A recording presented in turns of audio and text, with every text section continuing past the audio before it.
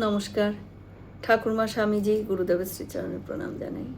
আজ গিরিশ ঘোষ ও ঠাকুরকে নিয়ে একটি কাহিনী শোনাই।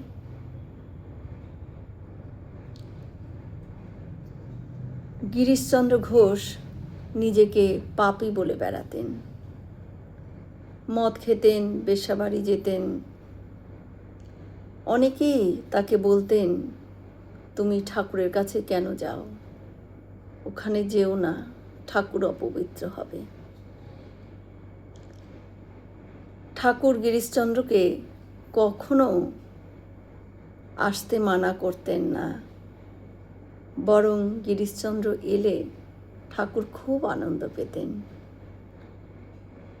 এবং গিরিশ ঘোষ যে মদ খেতেন, ঠাকুর কিন্তু সেটাও মানা করেননি, বরং ঠাকুর বলতেন, মদ খাচ্ছিস খা, তবে যা খাবি মাকে নিবেদন করে খাস, নিবেদন ব্যতীত কোনো কিছু মুখে তুলিস না।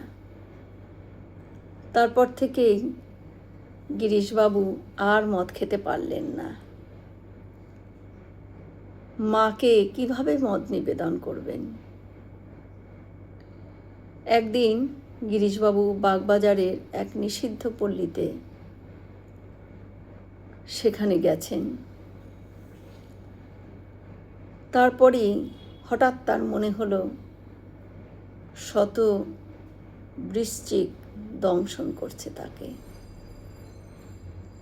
আসলে এটি ছিল তার অন্তরের জ্বালা। সেই অবস্থায় দৌড়ে গেলেন দক্ষিণেশ্বর।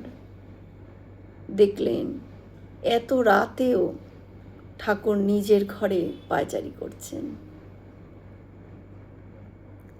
গিরিশ ঘোষকে দেখে উন্মাদের মতন দৌড়ে ঠাকুর বেরিয়ে এলেন। গিরিশ ঘোষ বলছেন, এ কি করলে ঠাকুর তুমি আমার? তার দিকে তাকিয়ে ঠাকুর বলছেন, কেন রে, কি হয়েছে? গিরিশ ঘোষ সব কথা খুলে বললেন। ঠাকুর অট্ট হাসিতে ফেটে পড়লেন।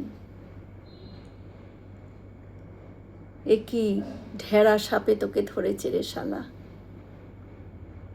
তোকে যে জাত সাপে ধরেছে, পালিও তুই বাঁচতে পারবি নে রে। অর্থাৎ শ্রীরামকৃষ্ণ রূপী জাত সাপের ছোবল যে খেয়েছে, তার সংসার যন্ত্রণার অবসান অবশ্যম্ভাবী এবং বৈকুণ্ঠে তারও জায়গা কেনা। জয় শ্রীরামকৃষ্ণ।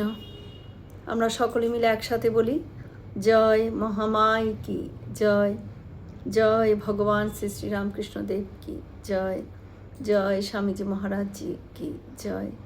হয়তো অনেক ভুল ত্রুটি করলাম, ঠাকুর যেন আমায় ক্ষমা করে দেন।